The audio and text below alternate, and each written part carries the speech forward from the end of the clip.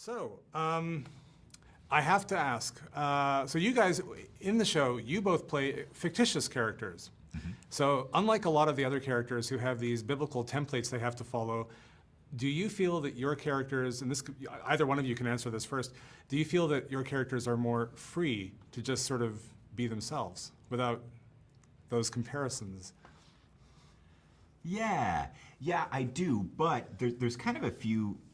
So obviously I couldn't go back into scripture to find clues to who Quintus is. Quintus is a magistrate in The Chosen, and obviously he's not in the Bible. So I didn't have the opportunity to go to the Bible to find like inspiration for my character, but there's a lot of clues to who this guy is. For example, his name is Quintus, right, which is 5. Okay. That might mean 5th son. Oh. Which means that he didn't inherit any of this stuff. All of this sort of power or money would have gone to the earlier children, right? So obviously I had to work to get where I am. Okay. There's also, living a government life or being in the military were big parts of sort of Roman existence, right?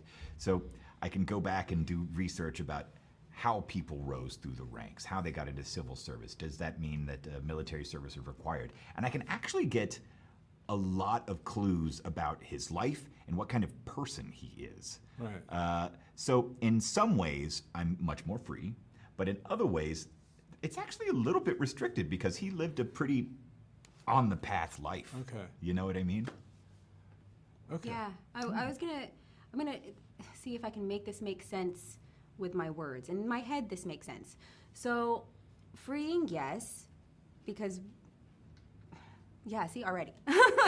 So yes, but it's like a yes, but, and it's kind of similar to yours, where it's still historical.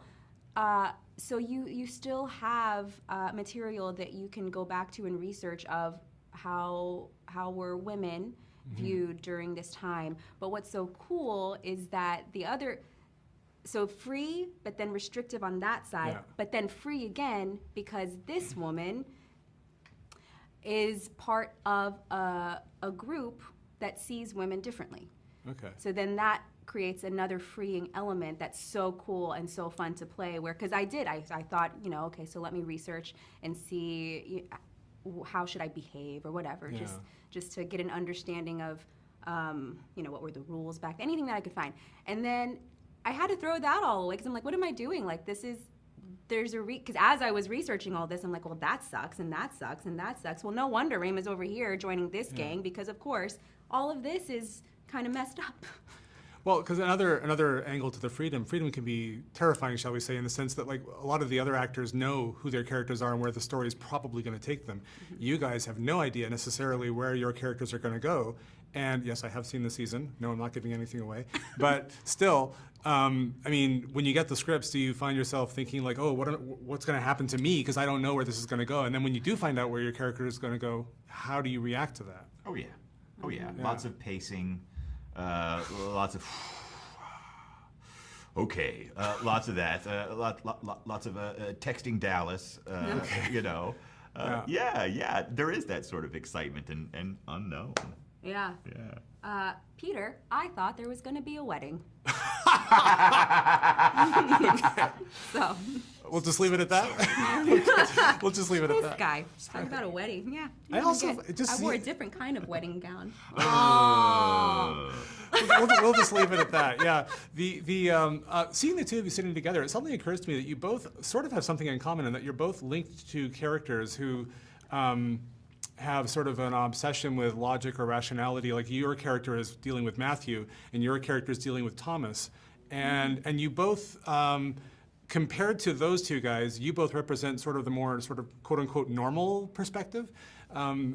Has that parallel ever occurred to you before, the two of you having that sort of similar adjunct role to those other guys? It's so cool. No, it hasn't. And we were talking to someone else earlier, and I feel like there's all kinds of little bits and aspects of this show that continue to surprise me. And I've been in it deep enough for long enough that shouldn't be the case. But there's still stuff like this that it didn't occur to me until I saw you sitting together. Yeah. That's awesome. Yeah, which is that's always so exciting. So it's so cool because you think you have it not necessarily figured out, sure, but kind of just an understanding, And it's like, oh yeah, this and this and this. But then as we have these conversations and other people bring in their viewpoints, it's just so, it's exciting Yeah.